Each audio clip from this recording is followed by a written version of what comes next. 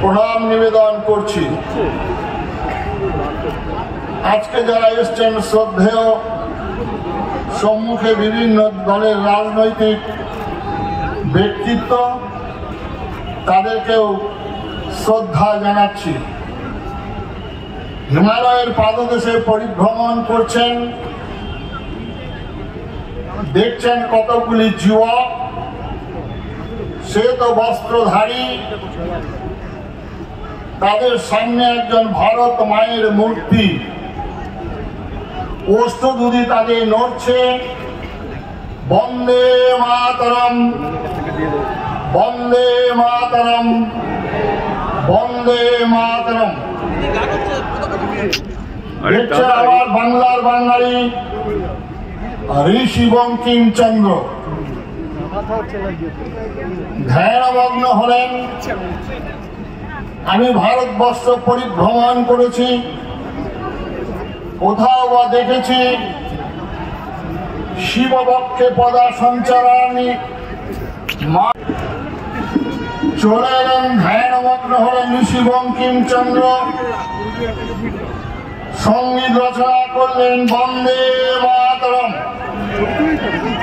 আমারই বাংলার বাঙালি ঋষি বঙ্কিমচন্দ্র এই বন্দে মাতরমের সঙ্গীতের রচনা আর সমুদ্র হিমাচল তাতেই তাতে নেচে উঠেছিল।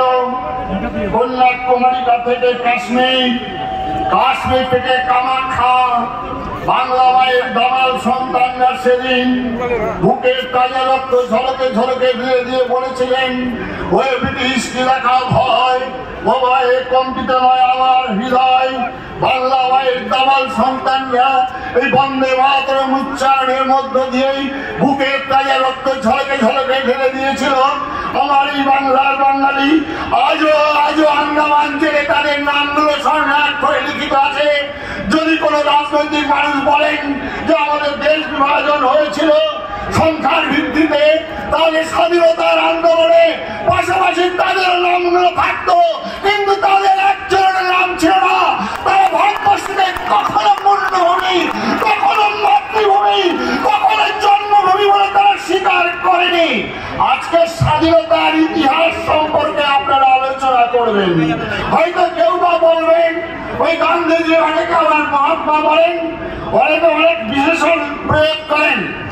আমি সন্ন্যাসী, আমি সেই বিশ্লেষণ করবো না, আমি গান্ধী বলবো। তিনি বলেছিলেন Pakistan shall come on my dead body।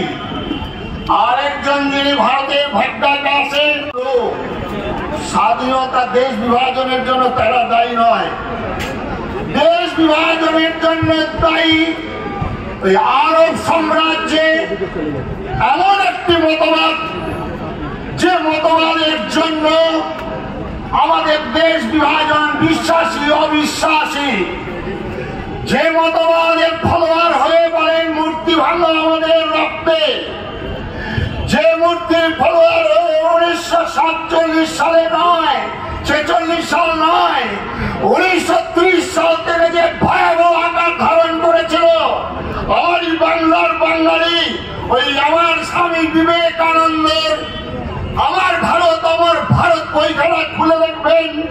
এখন তো আপনারা জয়ধ্বনি দিচ্ছেন জয় শ্রীরাম বলে, সেই বইটাতে লেখা রয়েছেন বাংলার এমন একদিন হয়নি যে আমার ধ্বনিতে বাংলার মা বোনের হৃদয় কেঁপে উঠেছিল।